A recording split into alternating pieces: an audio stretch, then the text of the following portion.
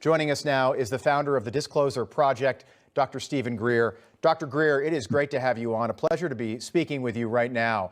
Thank you. What is going on out there? What are people seeing? Well, it's a complex story that make it very succinct. We did predict this 30 years ago, that they would begin to launch some activity equivalent to a false flag to make it look like there's some sort of alien attack or threat. In reality, it's a response to what's happening.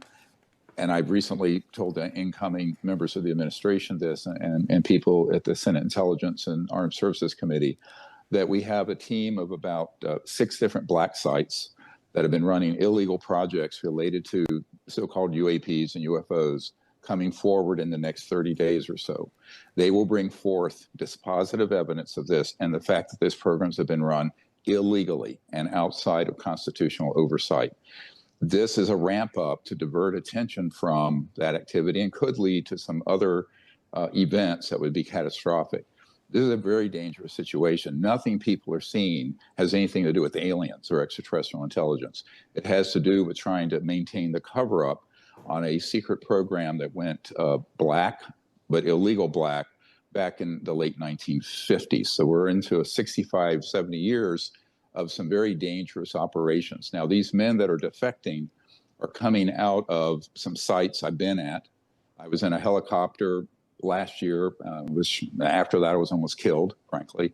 And we were over these black sites and saw the openings that go into underground facilities where there are the man-made UFOs that come out, but also where they have illegal electromagnetic pulse weapons where they target and down the extraterrestrial vehicles that are then reverse engineered. Okay, let me stop you. Let me stop you right there, Dr. Greer. Let me start just because I want everyone at home I want us all to be on the same page. You're saying that we have the technology to shoot ET craft, not of this planet, out of the air, and we are reverse engineering those aircraft.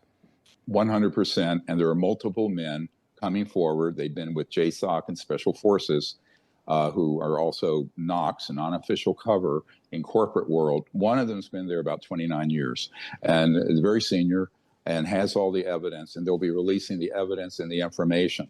Now, this creates a dynamic because it's happening before the inauguration. They plan to do it sometime between now and early January.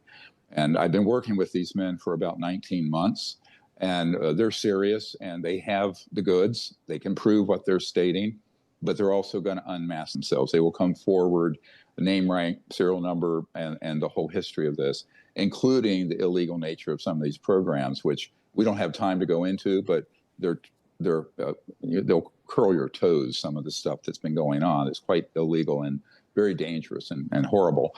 But the technologies, I mean, remember the Nuclear Non-Proliferation Treaty requires that we have no electromagnetic pulse weapons. Could you give me, Dr. Greer, could you give us a quick summary? I'd like to hear some of the toe-curling details, if you wouldn't mind.